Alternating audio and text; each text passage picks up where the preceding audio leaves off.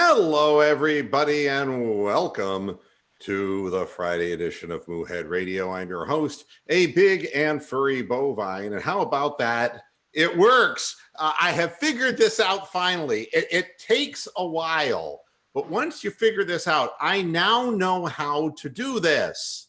How awesome is that? Yeah, so I can actually put up the YouTube stream link before I go on the air. There is a way of doing it, and I am so damn proud of myself that I figured it out because I'm doing it all by my lonesome, and give me full bovine credit. I'm your host, a big and furry bovine. How are you today? And here are my panelists, Jake and LeBronc and Rocks, the Waving Rocks, Jim Hammer, and Philip the Bald Eagle Slauson, who denies his political affiliations. How y'all doing? Good. How are Wonderful. you? Wonderful. It's a pleasure to talk to the world's smartest cow. Yeah, actually, that's not saying a whole hell of a lot. We tip when we sleep. And I don't mean, that's the thing when you're Jewish and a cow at the same time, to tip or not to tip. That's the question. Be glad you're glad you're not Hindu. Yeah, that's true. I'd be sacred to myself. I don't know how that would work. That would make me kind of like LeBron. So we're going to start out the program kind of talking indirectly about LeBron James, because not that he's a Cavalier anymore, but just the fact that David Griffin is a little hunchback munchkin. Here's the way it works, folks. I think people are really thrown off about the fact that I posted this 5 minutes before we went on the air, and there are so few people watching right now. Isn't that something? And by the way, Steven asked for the link. I told you he would ask for the link because he never copied it in the first place, you know? I look like an old Jewish man, and Bernie Sanders. I'm starting to sound like Bernie Sanders. I'm going to throw my hands up in the air, wave my hands in the air like I just don't care. You know what? That sounds like Dickie V doing Bernie Sanders. The more you do Bernie, it's like Dickie V, isn't it? It's like, that's like Dickie I'm V. not going to raise your taxes. Oh, baby, I'm not going to raise your taxes. Yeah, it kind of goes the same way now, doesn't it? It's like Dickie V's gone socialist. It's like, oh my God. It's a horrible, horrible thought. I can't imagine that. Yeah, we start out the program with little Munchkin Griffin, part of the Munchkin Brigade. That was the one time a Munchkin Brigade. Now one of them can't move, and then the other one moved to New Orleans. Why he would come out and say what he said, God only knows. But if you're not following the story, Sports Illustrated broke a story. They did, huh? and David Griffin told the magazine that he was totally frustrated being in Cleveland in that championship year. And it's really, this is really a strange thing. I will quote the article. He blamed James for making his time in Cleveland, quote, miserable, unquote. All right. Enough is enough, LeBron now is saying on Twitter. The throne has been played with too much, and I ain't for horseplay. Ether coming soon. All right. Basically, the weird part of this is that David Griffin has a good relationship with LeBron James, and he didn't just say that one thing. Here's what he said, quoted by the publication. Everything we did was so inorganic and unsustainable in Cleveland, and frankly, not fun. I was miserable. Literally, the moment we won the championship, I knew I was going to leave. There was no way I was going to stay for any amount of money. The reason is LeBron is getting all the credit and none of the blame, and that's not fun for people. They don't like being part of that world, Griffin told Sports Illustrated. You know, he also said that LeBron has lost his thirst after the Cavs won it all in 2016. What a cheap shot this is. There wasn't a lot else for him. I don't think he's the same animal anymore about winning. That's such bullshit. I saw him nearly kill himself 2 years ago I was out there at the Cube when he beat the Bullets or Capitals or whatever the Washington team are called these days, single-handedly.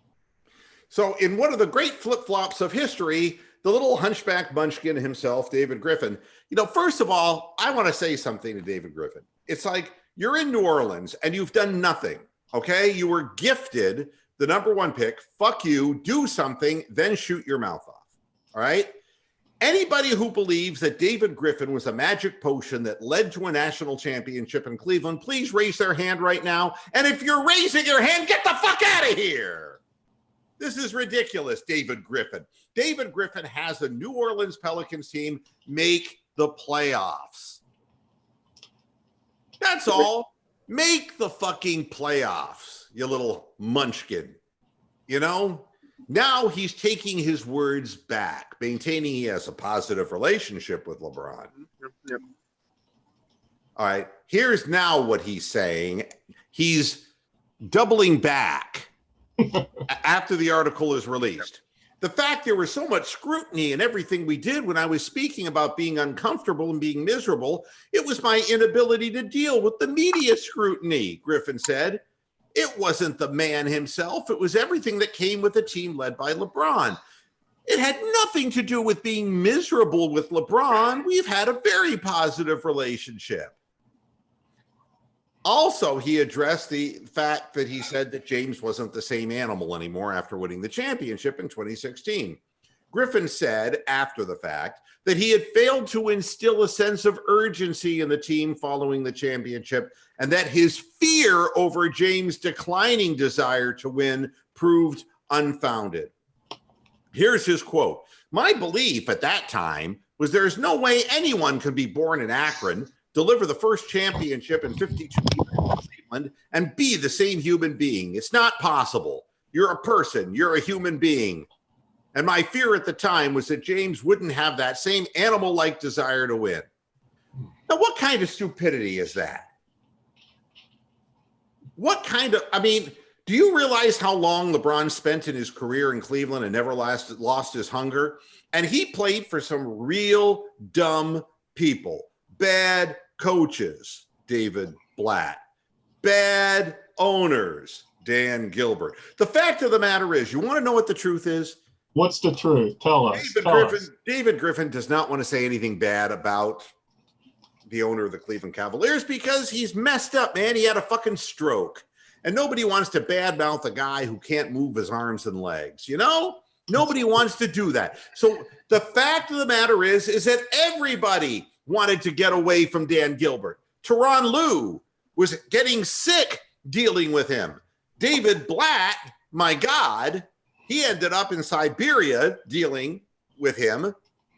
Every coach that he hired and fired. Dan Gilbert's a meddler, always has been. And he's a meddler who drank. And that's why he would just type off all goofy letters in the middle of the night and then just release them on his Twitter feed. And God knows what else he was doing because he's a meddler. And what made it no fun, David Griffin, is that you had this guy breathing down your neck the whole time who didn't know a goddamn thing about anything except what age the scotch he was drinking was. Okay? That's what made it no fun. Good God. Make it stop. And one thing I can say about David Griffin, and I was told this by people who know, is that he will take credit for any goddamn thing he can take credit for. He's absolutely egotistical. So go ahead and prove yourself in New Orleans. If you can, if you can bring a championship to New Orleans, David, then that puts you up there with LeBron. Other than that, don't even mention LeBron or any part of his name. You're not even allowed to use the French le. You're not allowed to say anything. You're not allowed to say, my favorite actor was Ron Liebman. No, you can't say Ron. You can't say any part of LeBron's name. And definitely don't utter the name James. All right? You cannot sing Sweet Baby James. You can't do it, David. Not any part of LeBron James' name. 9 minutes past the hour of 6 o'clock. What a flaming asshole he is. there's only one person I can think of today who's a bigger flaming asshole than David Griffin. Who's that? Tell Well, us. I'm going to let the people on the panel guess who I'm going to say is the biggest flaming asshole of the day and ties David Griffin. Donald Trump. Well, that's a given. That's a given. Maybe not today, but Sports. Northeast Ohio sports. Tony Grossi. Tony Grossi. Okay. Any guesses? Jake? does J.R. Smith still count? I mean, Who? J.R. kind of gone. J.R. Smith, does he still count? No, he's not part of He's the gone. city anymore. Yeah. All right. I'm going to have to. Philip, do you have any thoughts? That's I was going to say Drennan. Now wait a minute. You can't utter my name in vain. You can't say anything bad about Bruce Bennett. What are you talking about there? Let me I hate you, Philip, and your bald-headed eagle bullshit. But I love you, Cleveland. All right. You do sound like him. I do. That's that ABBA song. I do. I was on. Why are they stuttering? All right, enough Bruce Drennan. It hurts my throat. It hurts the I can do Myron. You do who? I'll stop now. But I have actually an asshole that's not in Cleveland, though, is Dana White. But that's another thing for another time. That's true. Dana White, yeah, he's done with the cyborg business. But be that as it may, we can get to that later. My biggest asshole, and it's not even close, is Danny Salazar. Oh, Danny fucking Salazar. Danny, eat my dick, Salazar. My God, it's like, don't you think you owe your employer an explanation that you hurt your groin muscle weeks ago when you were pitching in the minor leagues? That might have somehow impacted your promotion to the big leagues? I like to introduce people to my two friends, Danny, and the only thing I can think of is that his hair grew longer, but his brain even diminished from what it was. Danny Salazar was never the sharpest knife in the drawer. But folks, if you watched the game last night, you knew something was wrong after the first pitch. He let go of a fastball at 85 miles an hour. And I said, Josh Tomlin, yeah. I'm like, what the hell happened to Danny Salazar? It's like, he had his arm amputated. It's like that kid pitching in the batting cage at the Rockies game, the A sign pitched faster than this guy. That's right. I mean, and Salazar, I mean, I'm looking at him and I'm saying his body, his mechanics look all fucked up, and he's, throwing nothing but breaking pitches. And it's like, what in the hell is up with this? I just, and I'm saying, and I'm tweeting, there's something wrong, man. There's something terribly wrong. Didn't they say a few years ago when he was like out of the World Series, he couldn't throw any breaking pitches due to his injury, but he could keep his fastball? It's like the total opposite now. Yeah. I don't know what happened, but it's the complete opposite. Well, let me tell you what happened. Danny Salazar is held together by Scotch tape. If you haven't noticed, he hasn't had a healthy minute since he played in Cleveland, since he started pitching. They found him somewhere in Puerto Rico, and God only know all the rescue efforts from the horrible storm that hit couldn't put Humpty Dumpty back together again. I have no idea. The guy is broken, and he's mentally broken too. He never had much will to begin with and smarts on the mound. He was a guy who wound up and threw 97. That's what Danny Salazar did. He never had a very good, reliable slider or curveball. He was starting to develop a changeup, except then he hurt his arm. So, and so now that's all we got to see. And, two guys parked the ball 400 plus feet, and it was going to be more. And how is it possible that this guy kept this a secret for the team? If you're wondering, and if you haven't heard the rest of the story, he's now on the injured reserve list after experiencing discomfort in his groin. Well, he shouldn't have been with the hooker. Oh, I'm sorry. He served a quick kick in the groin. God. Meanwhile, the Indians play Salazar and the indomitable left-hander Tyler Olson, who really looked like one of the Olsen twins last night on the 10 I know it's low on the 10-day injured list Friday after both pitched in that embarrassing, humiliating 7-1 loss to Houston. I don't know what was worse. Danny Salazar after the fact saying, yeah. You know, I'm thinking Francona is thinking to himself, well, can I have the guy who threw the ball over the wall back? You know, it's like, God, it's a player who's so selfish. He doesn't even tell me. Nice velocity on that pitch.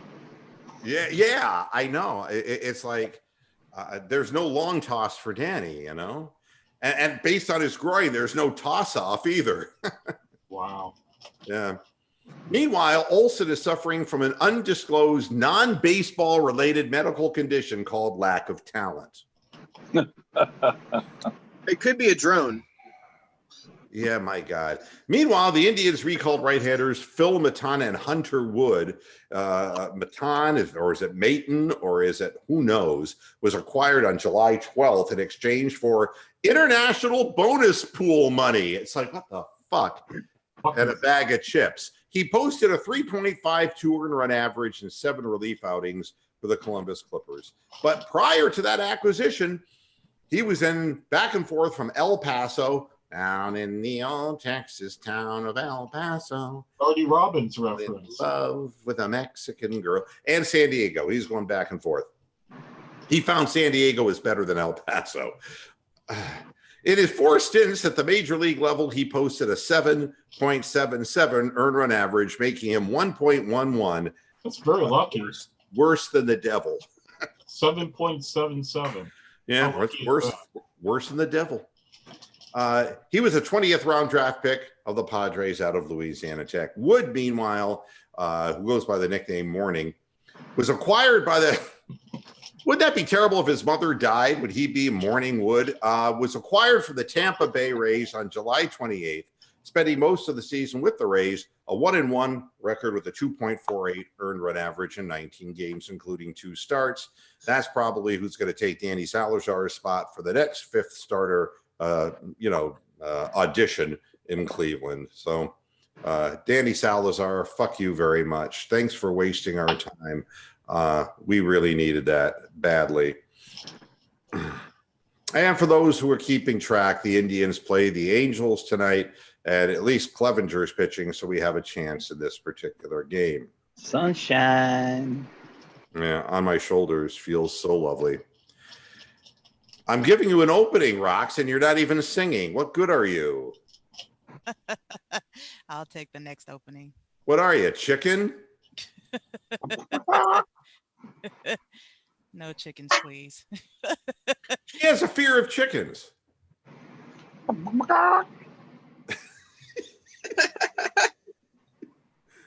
Who does the best chicken? Come on, let's do a chicken.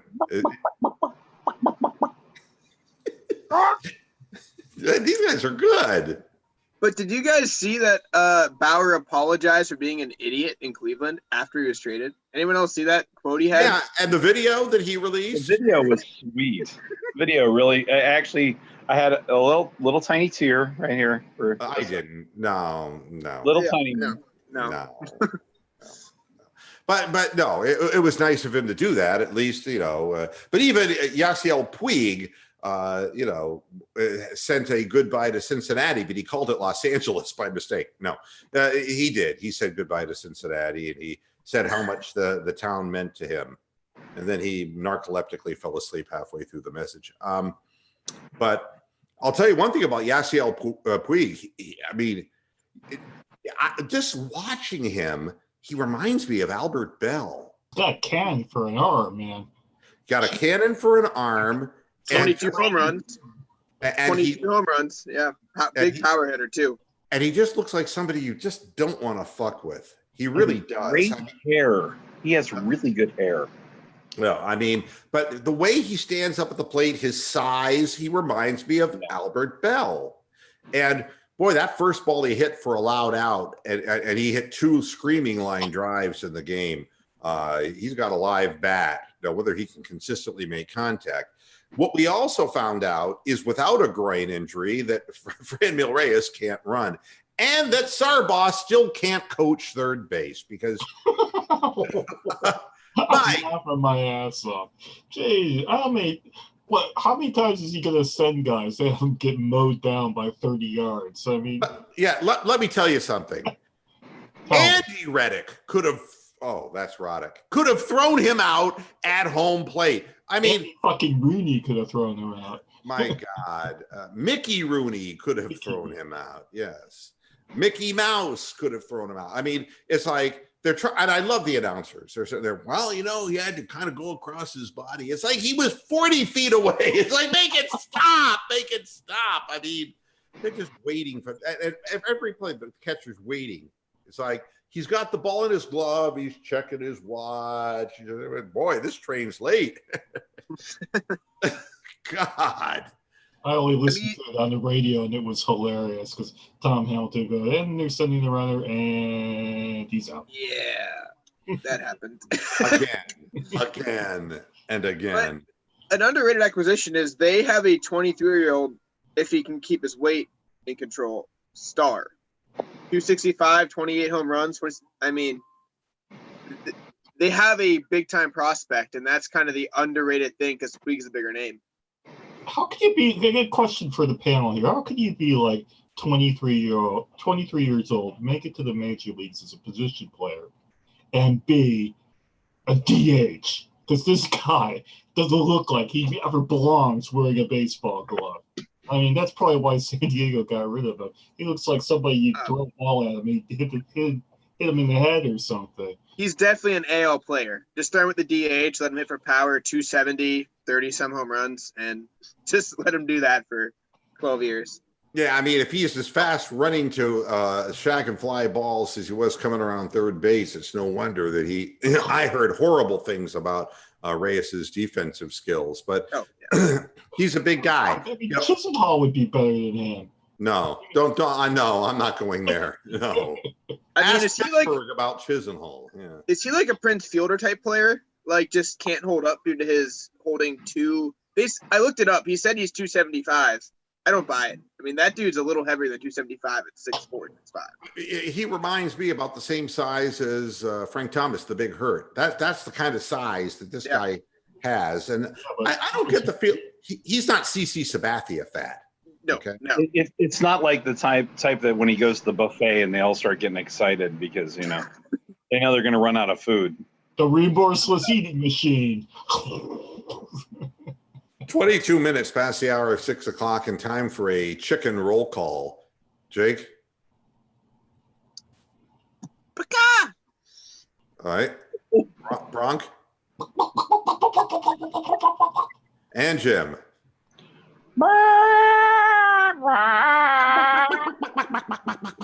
Okay, very good. All right. Just thought that it would. Oh, and you too, Rox. I'm sorry, I shouldn't leave you out of this. Okay, very good. Good, excellently done. Classic. I'm so proud of you. Meanwhile, Cleveland Browns, no end in sight. The battle at right guard has no end in sight. Oh my God. Here's what I'm hearing and what everybody's hearing. That neither of the Dove for men instead of a right guard. Dove for men. You know, here's what it has. Mayfield in practice today hit OBJ on a dig route on an 11-11 session, and the group looked unstoppable. It has that vibe. Then on the very next snap, Austin Corbett let his man cross his face, and the pressure forced Mayfield into a poor throw. And the reminder was there that Austin Corbett may not be the answer to this whole thing. And last week, said it last week. It might be a bust. Second year in, it's kind of sad actually. And this will be what, unfortunately, is going to be resting, not an Amazon box, but this at Dorsey's front door, because the bottom line is that you, and I understand you had to trade the man to get the man. I don't have a problem, but without knowing what you had, They obviously didn't know Austin Corbett well enough. The only way I'd have made that trade is if I at least had knowledge that Austin Corbett, having been, the number 6 pick in the second round, the guy like that was ready really to step in. But it doesn't look like that's the case. And honestly, Cush is bad news. Bad news. The Callis is strong, but not steady on his feet, and his balance is atrocious. And unfortunately, Corbett seemed to fall asleep sometimes. And you just can't afford this. Not when you have Drew Stanton as your backup. Well, that's just it. I mean, the problem with Corbett from what he's doing in practice is that he is not steering what they call steering the opposing lineman. You want to be able, through strength and technique, to be able to leverage. I think this is a better way of saying it. That's a good term. They call it steering because you're kind of changing a person's angle of attack. And that is really important, not only in passing, but in the run game, where you're helping just open up that hole for a short moment so Nick Chubb can get through that first wave. Cush, on the other hand, has a mental makeup that is questionable. Penalties and missed assignments. This guy was a holding machine when he was playing in Houston. So no good there at all. And then Callis is strong as hell, but like I said, his balance, he looks like he's got vertigo out there. He's lunging, he's missing angles on people. His feet can't catch up to his lunging body. It's a mess. So right now, they're saying that Corbett is likely going to start. But the problem here is we've heard this so many times in the past, the justification theory of, we drafted him at such and such a time, so he's got to play. I don't want to see my quarterback injured because of that. That would be like the worst possible thing. But what do you guys think? I mean, there's one guy who the Cleveland Browns have an outside chance of getting, and that's the disgruntled one from the Washington Redskins, Trent Williams. Have you heard the story about Trent Williams? No. No, but he's a big name. I know that much. Yeah, he's 31 years old. And he is claiming that there's a problem between he and the Redskins. And the word has leaked out to sources that I've spoken to that Trent Williams is angry about an injury issue, and that it goes far deeper than just, well, the team isn't winning or I'm not going anywhere or whatever, that this is personal, and that he has told people close to him that he is going to literally pull a stunt and stay out of the league for a year if he has to get the hell away from the Redskins. Now, last week, the Redskins said that he was on the page to be traded. Now they've changed their mind and they're playing hardball back, saying they're not going to trade him. But I would, there's a guy who I would think that the Browns would have a lot of interest in if there was any movement that could be created for that player. But other than that, we'll start with Bronk. This right guard situation, what do you do? This late stage of the game, what do you do if you're the Cleveland Browns? You keep looking for somebody. You keep looking for somebody else. I mean, the thing I'm concerned about is that every one of these kitchen interviews that I've seen, reading between the lines, that there's a problem with the kicking game, and that these kickers are missing a lot of kicks against. You're right. And you can't go back in and get. That's more worrying to me than a right guard, because I think they could kind of hide the right guard in the schemes that they run, to an extent. But we'll find out during these scrimmage. See this great when Steven's eating, I just shut his camera off. Is that awesome? Oh man, nothing is better than Mr. Moohead. I am living large and in charge. You're right about the kickers. Greg Joseph. You can't bring Greg Joseph back, and you can't take a guy with the 5th round pick.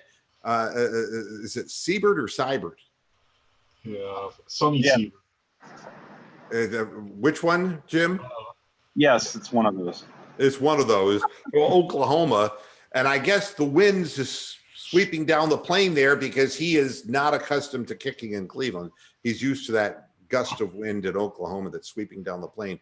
But he's looked terrible. They've both looked terrible, and we can't afford that. Jake, what do you do with the offensive line right guard situation at this point, or is it just play the hand you're dealt?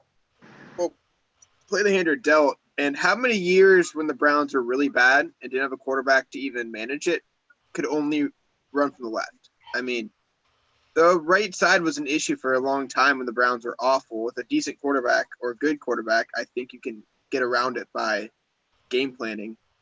Hopefully. I mean, you're not trading for anybody right now. I mean, Baker releases the ball in 2.2 seconds. Our backups. Yeah, how good you have to be? Is that what you're getting at? Yeah. Well, Yeah. but we've asked that question before, and I've seen some pretty lousy offensive linemen, Jim. What a scary thing.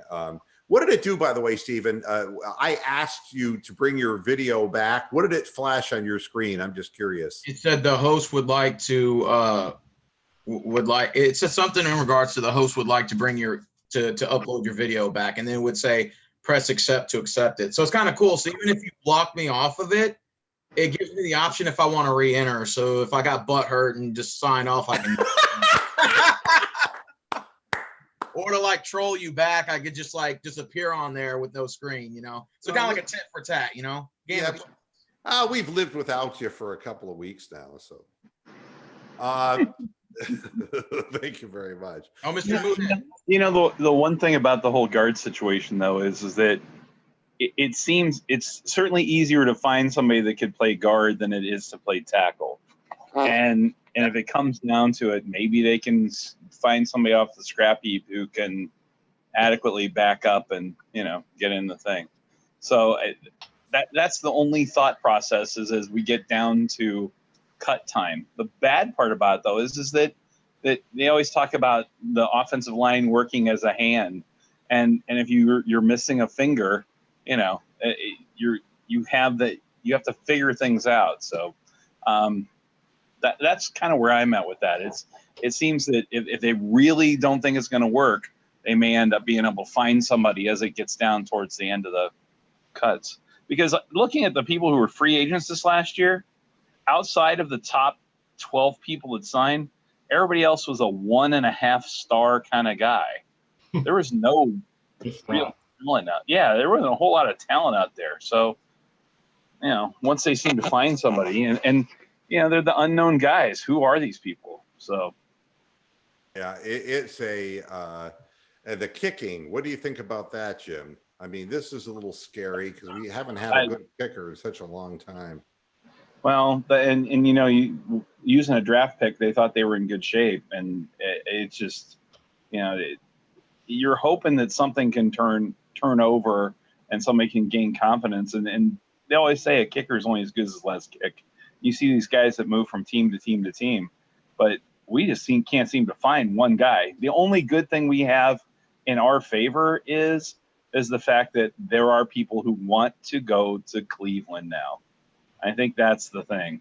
So if it came down to it and they had to find somebody, they might be able to find someone. I just want you to watch this with me. This is Odell Beckham on the jugs machine. I mean, this is really frightening, folks. Yeah. This guy is not human. Watch this. They said he caught 100 in a row. Look, who in the fuck does this? Well, it's all practice and repeat, though, and no one. Hands are quicker than the eyes. I mean, this is just unbelievable. And that was the 100th catch. I mean, this guy is not from this planet. All right. Unbelievable. It's like I saw that and it's like, oh my God, throw it to him. Hey, Mr. Moohead, doesn't it seem like there's a little like fight in him from the Giants letting him go? Like he feels like he has something to prove this year. You know, with a guy like this, I think it's more about how the season starts and how they get the ball to him, how they use him. I mean, the value of this particular player is not just what you saw, which is an inordinate ability to catch the football. He runs great patterns. He can run with the ball after he catches it. But then there's the big thing that gets missed in all of this, and that's that Jarvis Landry, who's not the fastest man in the world, now has to be covered one-on-one, and he runs superb patterns and doesn't drop passes. Now, I mean, you got to pay attention to OBJ with two men, and Jarvis Landry and Rashard Higgins, who's now moved up to the number 3 slot ahead of Callaway. All right. Well, Callaway came in out of shape. The word is that Callaway wasn't prepared, and he did the same thing he did last year, and the team was not real thrilled. He is starting to get more first-team reps right now. But the fact is that Rashard Higgins is catching everything in sight. These two guys, Jarvis Landry and Rashard Higgins, and Callaway, who's going to get on the field, they're all going to benefit from OBJ's presence out there because he has to be accounted for at all times. Another thing is this continued trend of throwing the ball to Nick Chubb, because the one thing that we've seen is that Chubb at the line of scrimmage when he gets the ball has that amazing cutback step, that change of direction. Yeah, I'll tell you, the great running backs all have it. The ability to shift their weight in a small, minute way because they see a hole and they can hop to it and get through it. It's really, we talk about vision in quarterbacks, but vision in running backs. I mean, what do you think Carlos Hyde was? He was blind as a bat. He would just lower his head and just run in the direction that the play was designed to go. But what we saw with Chubb is that these cutbacks allow him to find secondary holes because he's got vision and he sees ahead of time what's going to happen. Throwing the ball out of the backfield to this guy, he's going to make the first man miss. If he is isolated on a linebacker and he's got any head of steam, the linebacker doesn't stand a prayer. And a little guy, if you try to cover him with a safety or, God forbid, a cornerback in a certain situation, will get run over. Yeah, it kind of goes to saying, though, that running backs seem to be able to make an impact sooner than other position players, particularly on offense, like when it comes to linemen or wide receivers even, although it's kind of been changed a little bit more.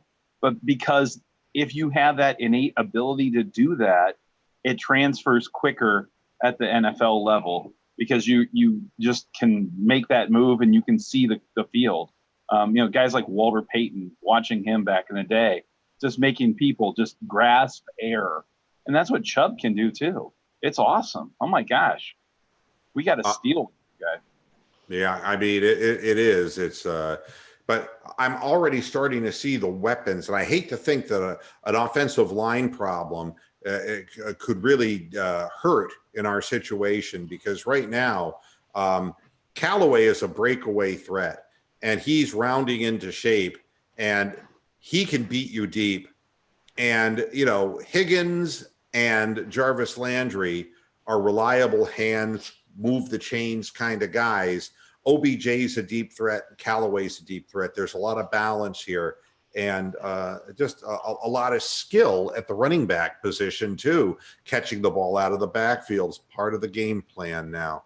So I was just shocked as hell to watch OBJ do this, because it's not that I didn't think he could. It's just watching it was like, wow, this crazy stuff. It seems like just watching that alone and watching how the Browns are practicing, Baker Mayfield's getting onto the receivers, I heard, and trying to get them all on page. To me, it seems like this could be a possible 12-4 breakout year. Like just the way that things are being pre-planned at this point, and in the leadership role that Baker Mayfield's taken, and not hearing too much meddling going on with Haslam. It seems like to me 12-4 sounds like that's where the Browns are going to go. I have this feeling. Yeah, it's all how you start out in this league. It's 4 game stretches and 1 week off somewhere in between, and it's injuries and it's getting off to a fast start because statistics say teams that get off to a 1-3 or 0-4 start simply don't make the playoffs. You gotta get off the mark quick. You're going up against the Titans. You got to win that first game. You just have to win it. It's a tough game too. There are no easy games in the NFL, and especially with the scrutiny that the Browns will be under, because there's a lot of hype regarding this team. It could be a difficult thing. So I hope that we get off to a good start, because I believe, like, if we get off to a 3-1 start, there is every reason to believe, with the new system, a lot of new things in place and some new pieces on the team, that the team will become more consistent and stronger as the season goes on. It was wonderful seeing Phil Dawson announcing his retirement as a Cleveland Brown. So he's not going to play this year? No, yeah. I wish he would. Yeah. But, I was actually looking at his stats, that not last year, but the year before, he hit 80% of his field goals, which was way better than anything we had. But down to 62% last year, and he knows his body, and his range had diminished tremendously.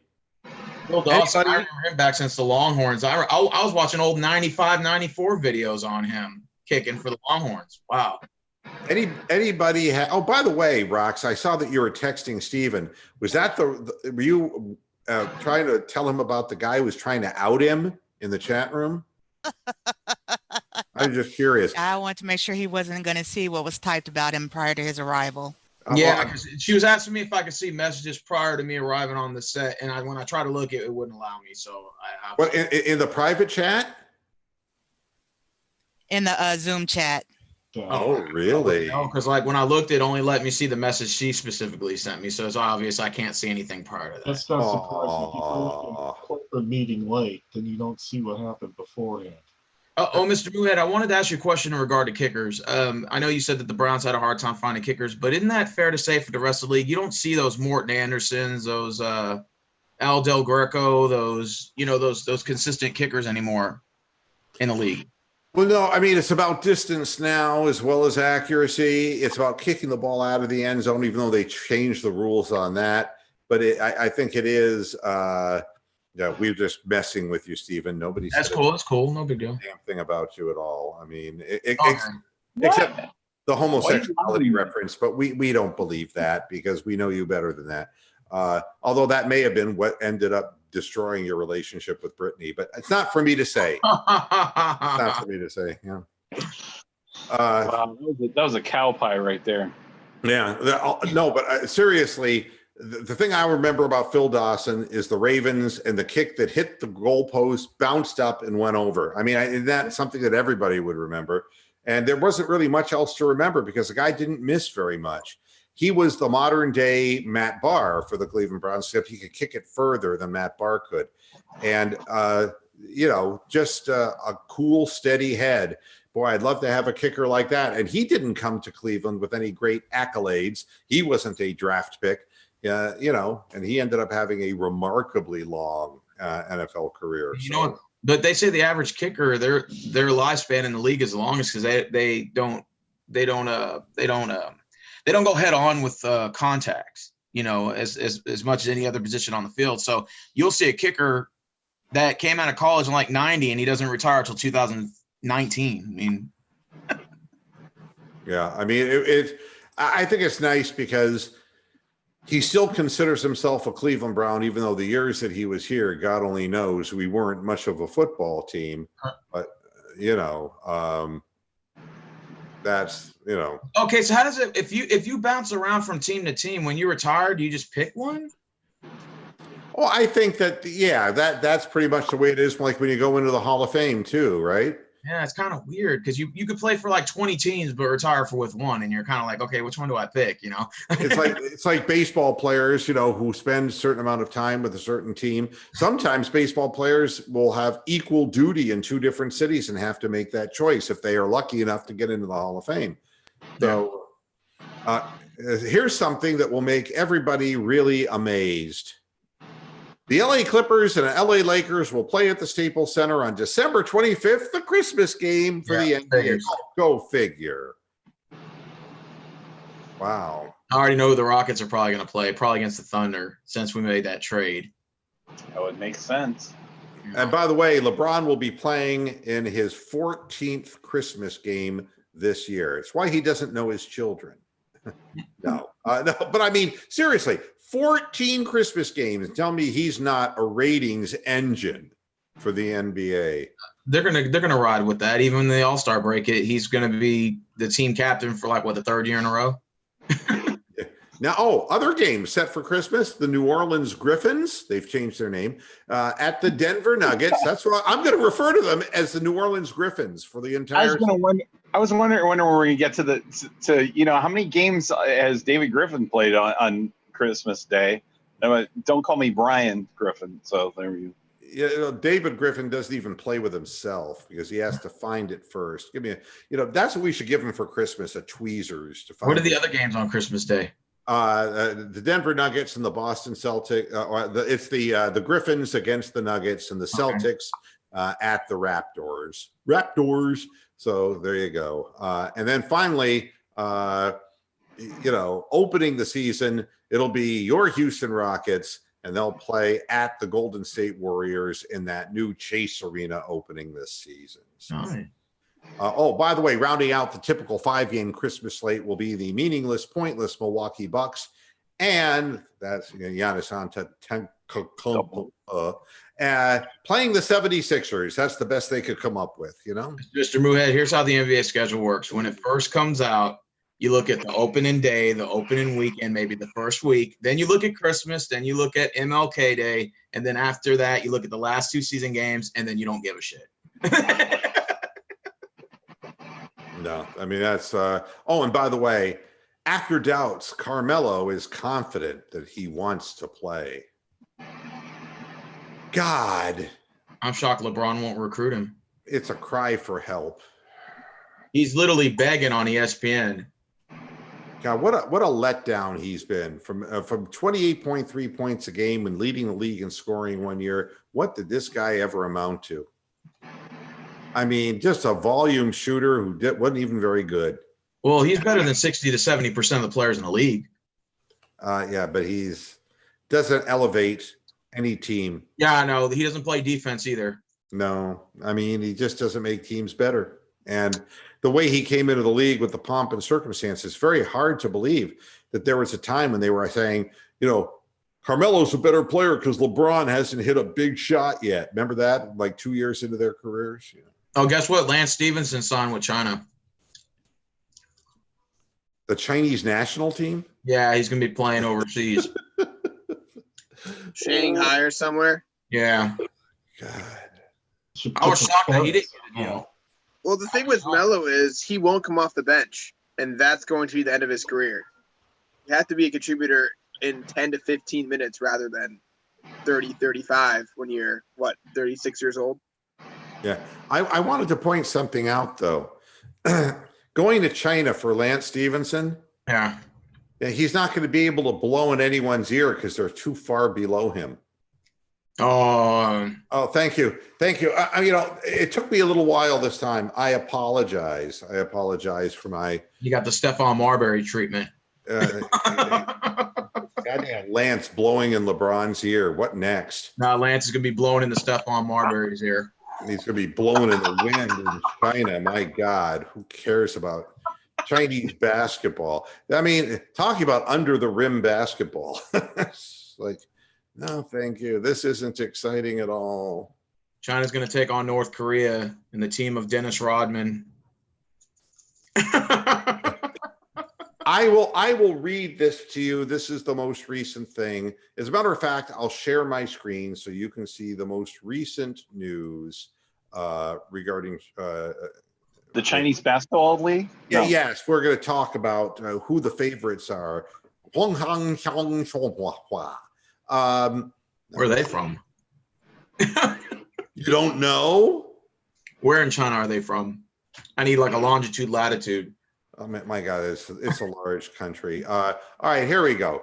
The Washington Redskins are facing a number of major questions, including, get this, should we start Case Keenum or Dwayne Haskins? Yeah, it's like, boy.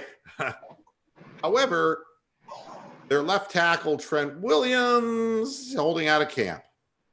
Wow. Now, this is the most recent. The Washington Post reported, and you can read this with me, that the Redskins are hopeful as potential fines have racked up. He's up to $280,000 in fines, and if he sits out the entire preseason, more than $1 million he's going to lose. Ouch.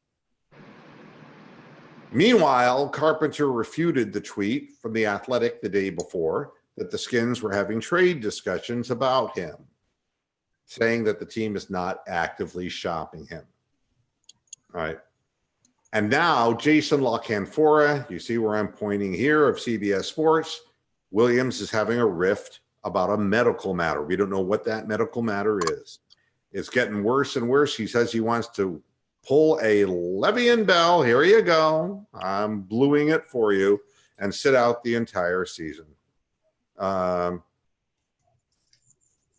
Then somebody ripping Donald Penn, who is the backup to Trent Williams. Yeah. And if you're going to start Haskins, God help you. God help you. Has Case Keenum played for every team in the league yet? I feel like every year he's just in a different training camp and just that backup guy. How did he not play with the Browns yet? That's the part that's... He's not 40 years old yet. Shit, Brock Osweiler was on the Browns before Case Keenum was. What did John Lennon say? There's a place for us in movies. We just gotta hang around. That's kind of like the quarterback's modus operandi. If you stick around long enough, you will be Kirk Cousins. You know, you will eventually. Somebody will think something of you. You will be Ryan Fitzpatrick. You will be Case Keenum. So And what you're happened not to gonna- Alex Smith? Is he retired? Who? Alex Smith. I don't know. He was with the Redskins. He hasn't retired yet, but he got Joe Theismann, so he's not coming to play anytime soon. Yeah, he was seriously Munsoned. It's another reference to a movie, folks. What, his leg completely snapped? Yeah. Yes. Oh, yeah. It was I compound fracture, bone Don't watch it on sticking. YouTube. It's not something you want to see. Yeah. Don't watch it. But yeah, He'll probably be back, next year? Maybe. There was fear he was going to lose his leg at one point. Wow. Yeah. It's yeah. One thing about quarterback position, and that's got to sack your confidence for one thing, big time. The thing I don't understand about Case Keenum is, I would love to have Case Keenum as a backup in Cleveland. Okay. He's better than Drew Stanton. But as a starting quarterback going into a season, boy, if that's, I wouldn't be happy if I were the Vikings with Kirk Cousins again. I just don't think that player is going to lead them to anything special. They had more success with Case Keenum than they did with him. And we know bad quarterbacks. I mean, And Drew Lock might qualify after yesterday's fiasco. 7 of 11 or 7 of 12 for 34 yards. He got sacked twice. He looked like he had no idea where the rush was coming from. I mean, and that's a second round quarterback, folks. And so you don't expect a whole hell of a lot, but that's who, the Broncos are, resting their John hope. Elway, the quarterback whisperer, drafted him. Didn't Exactly, Such a fucking idiot. look at the track record he's had. Yeah, Other exactly. than having Peyton Manning fall into his lap. I mean, shit. Yeah. I really want to see the Giants game. I am intrigued to see them fall flat on their face. But I mean, if you're a young quarterback and you know that Flacco's going to play, okay, he's going to start the season, but I wouldn't put money on Flacco staying healthy all season or necessarily being able to consistently throw off his back foot in Denver, where the air is thin and the ball sails. but you better be ready. But Drew Lock is not ready. And a lot of young quarterbacks aren't. I mean, it just will just tell everybody how rare a situation it is that a Baker Mayfield could just come in on his first year and come off the bench and just really get it done. It is more of something you're born with than anything, you know? So the New York Jets, they grabbed Ryan Khalil. They took him out of retirement. They got to do something to protect Sam Darnold. But who's going to protect the fans from Sam Darnold? That's what I want to know. All right. God. They're not sure that Khalil is even going to be able to pass a physical. The last 2 years that he played in 2016 and 2017, he missed more games than he played in. So this is not a good sign. But the worst part of it is, even in that deteriorated state, he's considered a better player than the middle of New York's offensive line, which is going to kill Sam Darnold, who will, throw interception after interception after interception. And end up on the injury reserve again at some point in time. That's my prediction. Well, more than that, I mean, it's like when he was in college, he threw a lot of interceptions. I mean, This is a guy who to this. That's why I didn't want the guy. When they started talking about it and they were talking about throwing accuracy, and that's one thing that quarterbacks generally don't improve upon. They may improve on certain things, but throwing to the other team is something that they don't usually get better at not doing. And he had a really great knack at throwing beautiful passes to the other team. Just Vinny Testaverde was another one, and Derek Anderson was another one. Just a pick waiting to happen. So not a good thing. So now I do want to conclude the show with something that will tell you what I've been doing. I don't trust anyone or anything anymore. And I went on and found a secondary streaming methodology to Zoom. Not that there's anything wrong. I love what this is doing for us. I think it's doing a great job. But I am also testing a product called StreamYard, and I had the opportunity to chat online with one of the founders of the company and getting an idea of how that product works. It's really a very interesting product.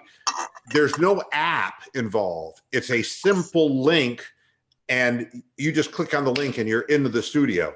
Wow. What's interesting is I'm on a StreamYard page, which is my StreamYard studio, but it replicates the YouTube chat room. So I don't have to leave my screen here to check out the chat room. So wow. I'm thinking about the possibility of utilizing StreamYard for halftime shows where I'm not panelist and guest, hungry. But I have 15 minutes to get a show off, but I can see comments being made by my viewers, and I can respond to those comments in real time. And quicker. Yeah, so it's really kind of a cool thing. So I'm thinking of maybe doing halftime shows with StreamYard and then doing post-game shows with Zoom so that we will have a lot of people that we can get on the air in the post-game. So, and it's a startup. StreamYard is a startup. Right now they're in beta. So, it's also good to know, because if you have a fail-safe plan in case something happens with Zoom, you're always like one step ahead of the game, That's what you have to be, because you find out if Google, for God's sakes, can terminate something without any notice, then anybody can. But I did want to point out to you, and does anybody talk to the guy who runs 800 streams a day, Crazy Dog? A lot of these guys do talking head shows, but if they want to do things that are a little bit more hangout oriented, StreamYard is the logical follower. I'll tell you one really cool feature on StreamYard too, besides the replicated chat room, is that when people make comments in the chat room, I can click on a good point and it will put it on the screen in front of me as a caption. Wow. Who said it and what they said. It's really kind of a nice real-time shout out for viewers who say some good constructive things. And Well, yeah, I wouldn't use it for you people, but what the hell? But so that's what we're looking at doing, and we're less than a week away from the preseason opener, so week 1. So we'll see how it goes, but it ought to be fun. And I've discovered now that I can start a YouTube stream. I know where it's going to land before I actually start the show and start the stream, so I can promote the YouTube address before we go on the air. And the same thing is true of StreamYard. I can literally 10 minutes before the show just go, bing, this is where you go, and I'll show up. So it's kind of a cool thing. I'm happy with it. I'm happy with it too, Mr. Mouet. So when's the first game for the Browns on preseason? This coming Thursday at 7:30 on the 8th of August. Well, and you'll be doing a halftime post game for that? Halftime and post game. Yep. Awesome. We're going right from the beginning, and I'm going to be streaming the game through my NFL Game Pass on my big TV out there, and I'll be jumping in here at the end of the first half, and then getting back and watching the rest of the game and coming back probably on Zoom after the game. This is a preseason for me too, so I'm going to try it different ways. See how it works out. Yeah. Get us prepared for the regular season, Hopefully. So that's it. I'm done. Anything anyone wants to say before I get the hell out of here? Speak now, Stephen, or forever hold your peace. I don't know. I mean, this is probably a dumb thought because you do Monday shows. I was wondering if there's maybe special occasions, like if Browns made the playoffs, if you do a pregame show or something. I don't know. Maybe that's no. Okay. All right. That's the end of it. I wanted to know. Life. Thanks, everybody, for tuning into the Friday edition of Moohead Radio. Hey, we'll be back again on Monday, as we always are, talking more specifically about preseason game 1 and who, and we're going to be talking about players to look out for. Jalen Strong is going to be one of the guys trying to make the team. He's made a couple of good catches in the end zone in the last couple of practices. So he's trying to make a bid. He played for us. Yeah, he's played for us. We drafted him. Was it Blake Johnson? Is that the guy's name? He got carted off and he's gone. They've gotten rid of him. It's Balaki. Balaki, that's his name, Johnson. So yeah, he's gone. So slowly but surely we will find what receivers are going to make this roster. But we're going to be watching positions. Right guard is going to be a very important one to be watching. And we'll also be watching the schemes with the linebackers and that rotating defensive end that comes in the 4-2-5 situation. It's going to be interesting just to point out what players are on the bubble and who really looks like they're going to make the team. So did you see the 2-minute drill today, the video of that? Mac Wilson has an awesome interception in that today. Oh, really? That would be the first time he flashed, because I've heard very little about him out of practice. So let's hope. Mac Wilson. We need all the help we can get. That's it for this edition of Moohead Radio. Back again on Monday. Until then, hasta la vista, Pasture Heads. Good night.